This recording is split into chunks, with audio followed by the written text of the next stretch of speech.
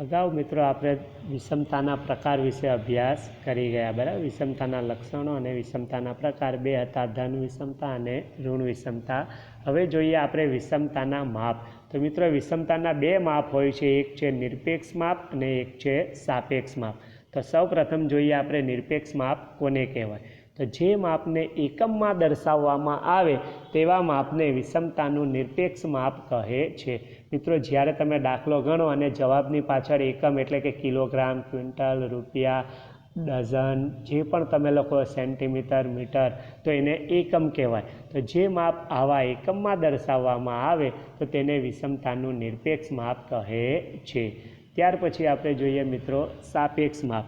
તો જે માપને મિત્રો એકમમાં દર્શાવવામાં ન આવે, બરાબર, તો જવાબની પાછળ તમે કોઈ પણ આવા પ્રકારનો એટલે કે કિલોગ્રામ, સેન્ટીમીટર, લીટર, મીટર એવો કોઈ પણ એકમ તમે ન લખો તો એવા માપને વિષમતાનું સાપેક્ષ માપ કહે છે। મિત્રો તો બંને યાદ રાખવાનું સહેલું છે કે જો એકમમાં દર્શાવવામાં આવે તો તેને નિરપેક્ષ માપ કહે છે અને જે માપને એકમમાં દર્શાવવામાં ન આવે તો તેને સાપેક્ષ માપ કહે છે। ત્યાર પછી આપણે જોઈએ મિત્રો વિષમતાંકની વ્યાખ્યા। તો વિષમતાંક જેના તમારે 4 થી 5 માર્ક્સના દાખલા ગણવાના છે મિત્રો, વિષમતા અને વિષમતાંકના દાખલા આવશે, બરાબર છે। તો હવે આપણે જોઈએ વિષમતાંક કોને કહેવાય। તો વિષમતાના સાપેક્ષ માપને વિષમતાંક કહે છે। મિત્રો વિષમતાનું જે સાપેક્ષ માપ છે કે જેને એકમમાં દર્શાવવામાં નથી આવતું તો તેને વિષમતાંક કહે છે।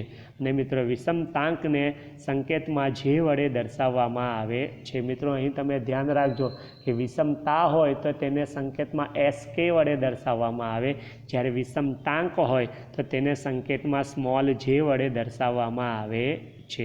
ત્યાર પછી મિત્રો આપણે જોઈએ તો વિષમતાંકનો વિસ્તાર।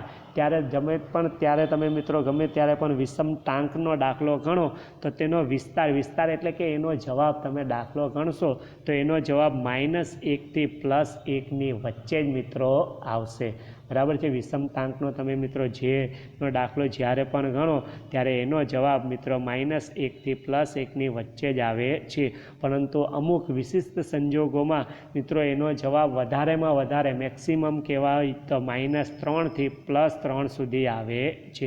મિત્રો અમુક જ દાખલા, 1-2 દાખલા જ એવા તમને જોવા મળશે કે જેમાં વિષમતાંકનો જવાબ -3 થી +3ની વચ્ચે આવશે, બાકીના બધા દાખલામાં મિત્રો વિષમતાંકનો જવાબ -1 થી +1ની વચ્ચે જ આવે છે। તો મિત્રો આ હતી વિષમતાંકની વ્યાખ્યા અને તેની સમજૂતી।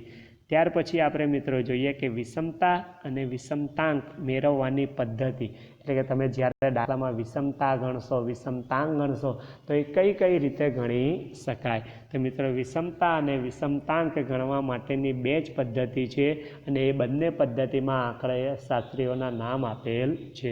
તો પહેલી પદ્ધતિ છે મિત્રો કાર્લ પિયર્સનની પદ્ધતિ, બરાબર। તમને દાખલામાં કહેવામાં જ આવશે કે ભાઈ કાર્લ પિયર્સનની રીતે વિષમતા અને વિષમતાંક ગણો તો તમારે ફરજિયાત કાર્લ પિયર્સનની રીતે જ વિષમતા અને વિષમતાંક ગણવાનો રહેશે।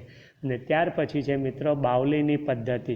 તમને આમાં પણ કહેવામાં આવશે કે મિત્રો જ્યારે તમારે વિષમતા અને વિષમતાંક ગણવાનું હોય તો બાઉલીની પદ્ધતિથી ગણો। તો તમારે મિત્રો બાઉલીની પદ્ધતિથી વિષમતા અને વિષમતાંક ગણવાનું રહેશે। તો મિત્રો જ્યારે પણ વિષમતા કે વિષમતાંક ગણવાની પદ્ધતિ પૂછાય તો માત્ર ને માત્ર બે જ પદ્ધતિ છે, એક છે કાર્લ પિયર્સનની પદ્ધતિ અને બીજી છે બાઉલીની પદ્ધતિ।